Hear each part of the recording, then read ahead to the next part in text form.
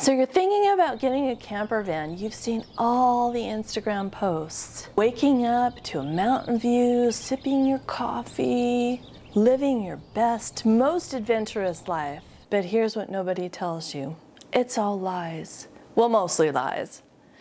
Owning a camper van is awesome, but it's also a non-stop game of what fresh hell is this? So today I'm breaking down 15 of the biggest lies about a camper van, things nobody talks about but absolutely should. If you're thinking about getting a camper van, stop and watch this first.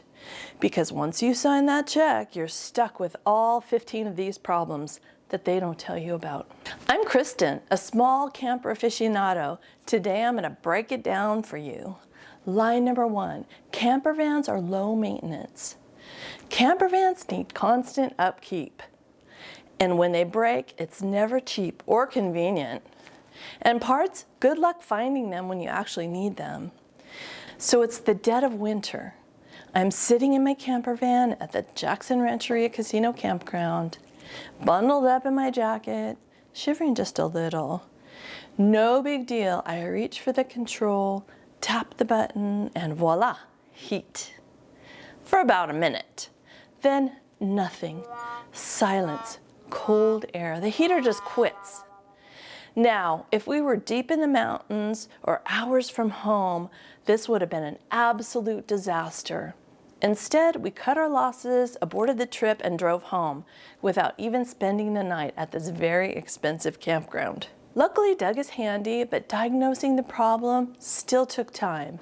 If we weren't 20 minutes from home, we'd have been in for a very miserable night. Lesson learned, van life is all fun and games until your heater ghosts you in the middle of winter. Fixing the heater at home, no big deal, but when our toilet broke on the road, that was a whole different nightmare. It was our very first trip in the van, parked at a beautiful lakeside campground in Palm Desert. I used the toilet, go to flush, and oh no, the flapper sticks wide open. All the smells come rushing out. I start stomping on the pedal, pumping it, pleading with it, nothing. The brand new, to us, van, broken toilet. That's nothing compared to what happened to Dave and Carrie from one adventure at a time. They broke down in Alaska, got stranded in Anchorage for 3 weeks, waiting on the new transmission. So yeah, van life isn't always sunsets and scenic overlooks. Sometimes it's a broken heater, sometimes it's a stinky toilet, and sometimes you're just stuck in Alaska, waiting. Lie number 2, you'll have plenty of space. People think camper vans have plenty of space, and sure they do until you actually try to live in one. Take dinner time, for example. Doug's at the stove, carefully cooking, and I just need to squeeze past him to get to the bathroom. Simple, right? Nope. I inch forward, he shifts to the side, I suck in my stomach like that's gonna help. I'm practically doing the limbo under the cabinets. And just when I think I made it, boom. My hip clips the pan handle, knocking the pan off the burner. Stop moving, Doug yells. I have to pee, I yell back. This is our life now, a delicate game of human Tetris where every move has consequences. So yeah, camper vans have space, just not for 2 people trying to exist in the same space at the same time. Lie number 3, camper vans are always ready to go. Many people think that camper vans are always ready to go, but the reality is a bit more complicated. You can't just jump in and drive off. There's always prep work involved. I'm in the kitchen and I'm headed to the van. I'm all set, food packed, van loaded, ready to hit the road. Then it hits me. The fridge isn't cold. Of course, I forgot to plug in the van to charge the battery. Without that, no fridge. So here I am standing in front of the van with food in hand and a fridge that's getting warmer by the minute. Now, instead of cruising down the highway, I'm waiting for the battery to charge. Maybe I should have checked the fridge first. Lie number 4, you can camp anywhere. A common myth, with a camper van, you're stealthy and you can camp anywhere. But the truth, many spots have strict rules about overnight parking. And some areas are totally off limits. Freedom? Not always. We're driving down the desert dirt road, headed for boondocking spot. It's late and it's getting dark pretty quickly. I'm tired, Doug's tired because we've been driving for hours. We pull out into what looks like the perfect spot, secluded, quiet, and just the right amount of scenic. I shift into park, Doug and I step outside, taking in the beautiful sunset view, and I think, this is it. This is the freedom van life promises. And then I see the sign, no overnight parking. All right, no problem. We'll just move down the road a bit. 10 minutes later, another spot. Looks good, feels good, until we spot another sign. Private property violators will be towed. So much for camp anywhere. Line number 5, gas mileage isn't a concern. Here's the reality. When you're cruising around in a camper van, gas mileage is something that you'll quickly care about. At first you'll think, it's a van, how bad can it be? We learned this lesson the hard way on our first long trip. I'm driving our Ford Transit van uphill. The engine is really straining. I looked down at the gauge that was dropping faster than our excitement. After a few hours, I felt like I was stopping at every gas station along the way, each time dreading the total at the pump. It's not just the cost, it's the realization that freedom comes at a price. Suddenly, we weren't just planning for our next campsite, we were budgeting for the next fill-up. Line number 6, setting up camp is quick and easy. If you're towing a trailer, you probably won't feel sorry for me. Here's how I imagined it. I'm pulling into a campsite, I put the van in park, and I jump into bed. But that's not the reality. Suddenly, we're fumbling for the leveling blocks, adjusting the awning, and figuring out how to set up the outdoor kitchen. 10 minutes later, we're still not settled in, and what we thought would be a quick pit stop turned into a mini construction project. It's never as easy as it looks in the YouTube videos. To our credit, to my credit, we did get the beach lane camper leveler, and that has made a huge difference. Line number 7, it's easy to find parking. This was one of the reasons I wanted a van. It was a pain to park the truck and trailer. I envied the people that could just pull into a site. But there's always that one parking lot. You think a camper van is just a big car, right? So parking should be no problem. Yeah, no. I pull into the grocery store parking lot, feeling confident until I see the spaces. Tiny, compact cars only. I do that slow roll, scouting for anything that won't leave me wedged between a shopping cart and a Prius. Nothing. I ended up parking next to a light pole on the fringe of the parking lot, anticipating getting all my steps in. Done shopping, I put my van in drive and go. And I hear a loud screech. So I stop the van and get out and look at the offended side, and there's a deep scratch in the running board. Attached to that light post was a big concrete pillar that I couldn't see from the vantage point of the driver's seat. All right, next stop, coffee shop. I need caffeine and a Wi-Fi, but the drive-through is a no-go unless I want to test my side mirrors against a concrete pole and surgically remove my air conditioning unit. I circle a lot 3 times before giving up. By now, I just need parking. I finally find a spot, parallel parking, of course. It's me, 2 impatient drivers behind me, and a space that might be big enough. Challenge accepted. 15 minutes, 3 curb checks, and 1 near existential crisis later, I'm in. Crooked, but in. I shut off the engine, take a deep breath, and realize I have no idea how I'm getting out. Line number 8, you'll always have privacy. Privacy in a camper van? That's cute. I wake up in a Cracker Barrel parking lot, stretch and peek out the window. Direct eye contact with a guy eating biscuits in his car.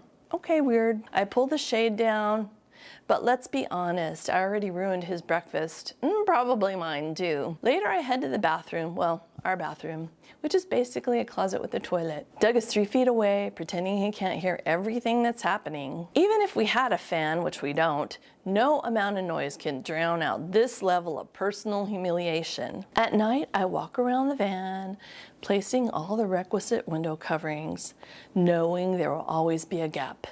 At this point, I've accepted it. Camper vans are cozy, too cozy.